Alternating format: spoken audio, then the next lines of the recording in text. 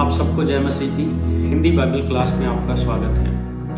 आज की क्लास में हम लोग यीशु मसीह के देह धारण के विषय में कुछ बातों को सीखेंगे। क्यों यीशु मसीह देह धारण करके इस संसार में आए। अक्सर हमारे मन में ये प्रश्न उठता है कि क्या यीशु मसीह के देह धारण किए बिना मनुष्य जाति के पापों का छुटकारा उनको नहीं मिल सकता था। आज की क्लास में हम लोग ये कुछ ऐसे कारणों के ऊपर चर्चा करेंगे जो हमें बताएंगे कि क्यों यीशु मसीह देह धारण करके इस संसार में आए। प्रिय, यीशु मसीह के देह धारण करने का सबसे पहला कारण था कि मूल पुरुषों के साथ अर्थात अब्राहम, इसहाक, याकूब के साथ परमेश्वर ने जो वाचाएं बांधी थी, उन वाचाओं का एक हिस्सा पूरी मानव जाति का उद्धार भी था।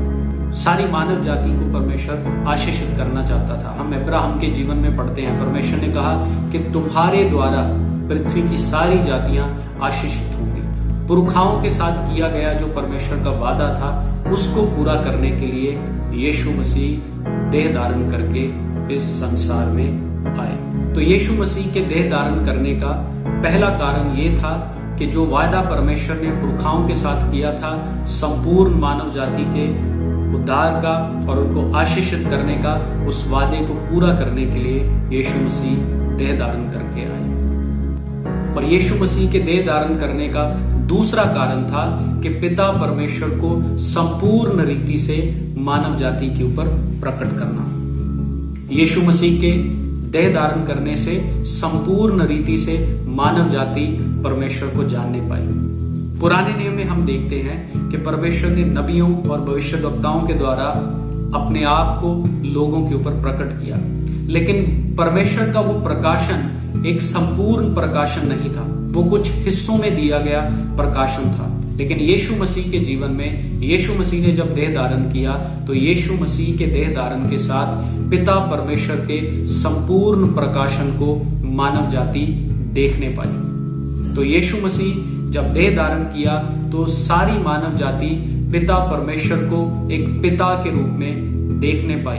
और यीशु मसीह की सेवकाई के दौरान, यीशु मसीह के जीवन में, जैसा हम आगे पढ़ते हैं, एक नए जन्म के साथ हर एक मनुष्य पिता परमेश्वर के परिवार का हिस्सा बनने पाया।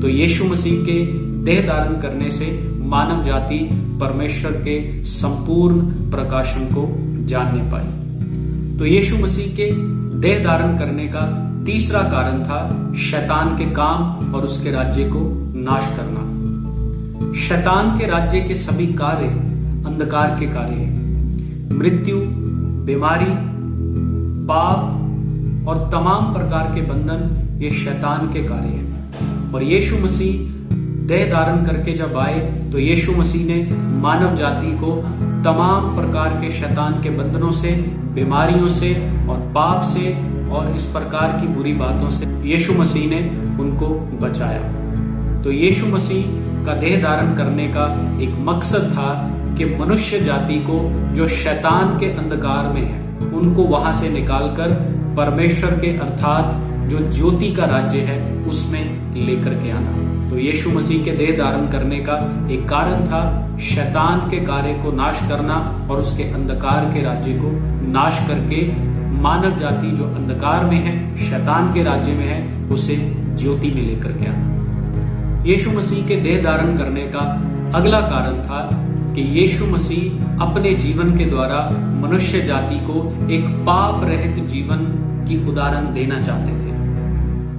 अदन की वाटिका में परमेश्वर ने आदम की सृष्टि की और आदम को परमेश्वर ने उस पाप रहित सिद्ध जीवन के लिए बनाया था, लेकिन आदम उसमें फेल हो गया।